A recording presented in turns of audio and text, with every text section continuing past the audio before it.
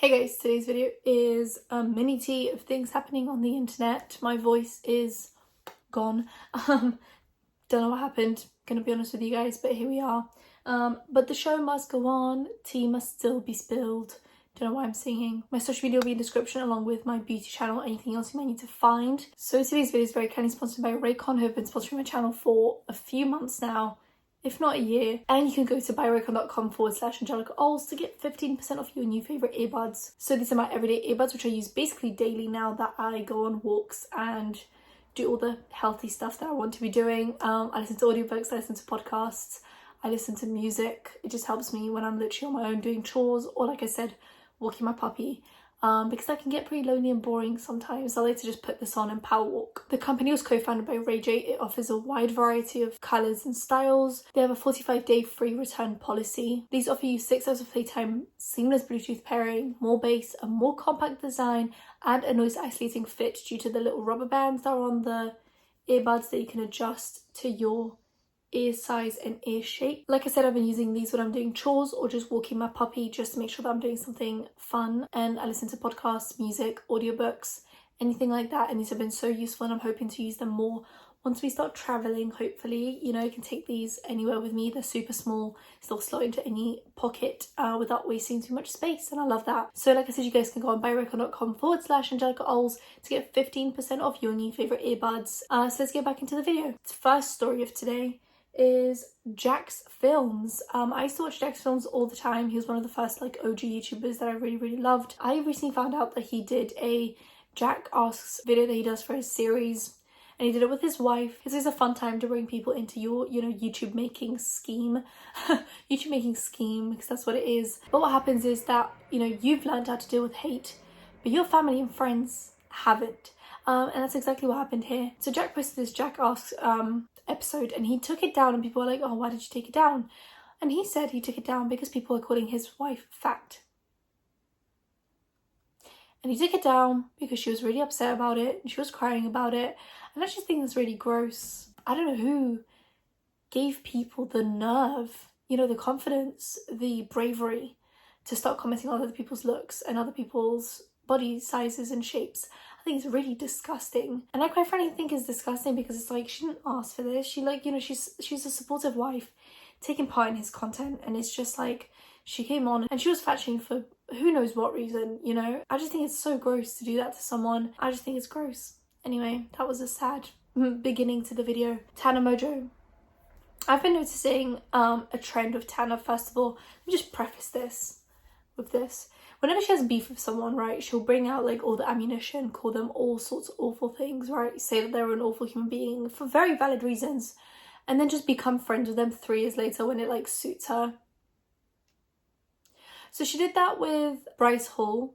She commented on the fact that he beat up one of her best friends, how he pissed on his fans at a YouTube event, and now she's friends with him. And they're like flirting on TikTok. I don't get it. Anyway, also, she's been flirting with him on TikTok.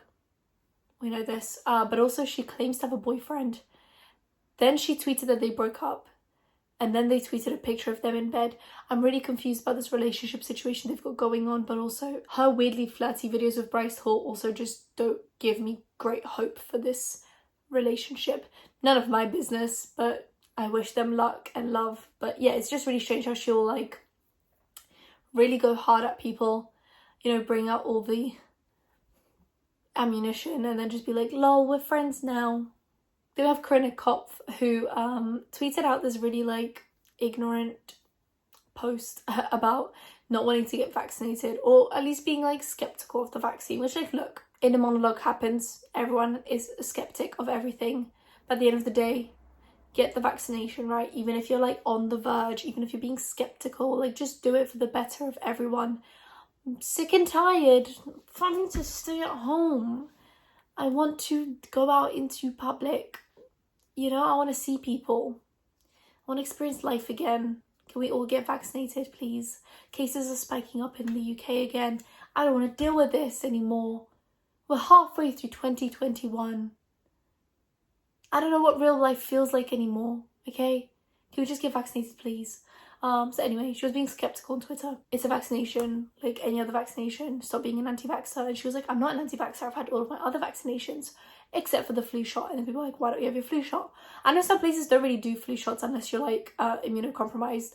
Like the UK doesn't make you get the flu shot unless you're immunocompromised. So I get that part, but like also she's had all of the other vaccinations. I'm not sure why this one is causing an issue for her. Anyway, a lot of people called her out, and then she was like, lol, what other dumb thing can I tweet about today? Hopefully she gets it for the sake of everyone around her. But two, she was on the Impulsive podcast and she was shading Tana Mongeau. She said that she went on tour with her once and that, you know, they had a little moment and that she just doesn't like her very much. She thinks that, you know, Tana is just not great to be around, not reliable, not fun to be around, that she's just not a great person.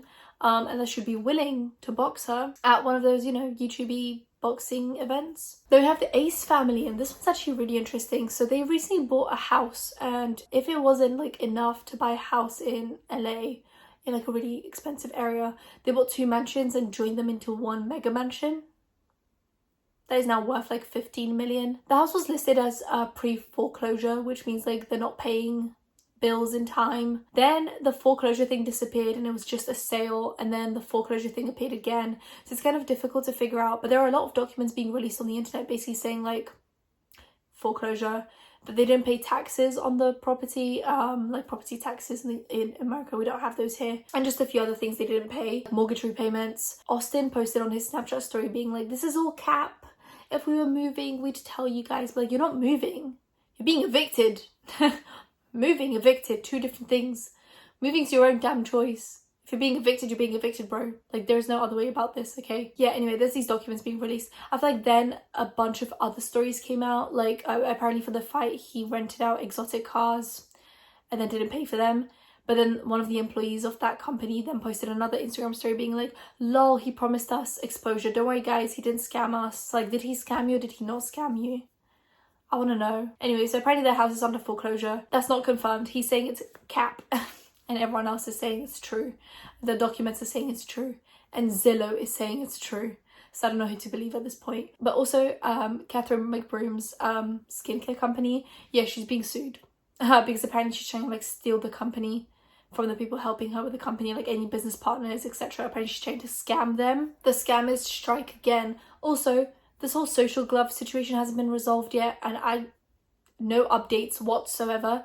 So if you guys don't know what happened, YouTubers, TikTokers fight, okay? They were supposed to be paid. After the fight, some of the TikTokers say, hey, we haven't been paid. Mainly Vinnie Hacker and Josh Richards. Obviously, Josh wasn't fighting, but he's friends with Vinnie Hacker. Breyce hasn't been paid. No one's been paid. And then we find out that Austin McBroom has a stake in the company. Like, he co-owns the company, and on his Instagram stories he's like, everyone's getting paid, we just need to receive receipts for how many pay-per-views we had, because apparently they like heavily undersold.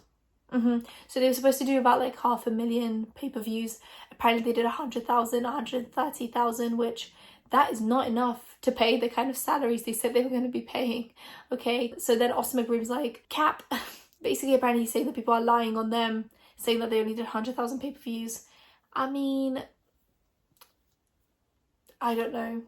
I don't know what to believe. Maybe they just did 100,000 pay-per-views. They didn't have enough money to pay everyone out. I don't know what to tell you guys. But he co-owns Social Gloves in some capacity. So people are saying like there's just a lot of scamming going on, allegedly. Like, you know, the Social Gloves thing, with the foreclosure, with the exotic cars. Like, there just seems to be a lot going on right now. And then Catherine McBroom's skincare brand. It's not looking good for them, okay? And the last story for today is Shane Dawson. So Shane has been recently called out for decluttering his makeup. So he did this like thing where he showed how much makeup he's getting rid of, and it's like 90% of his collection.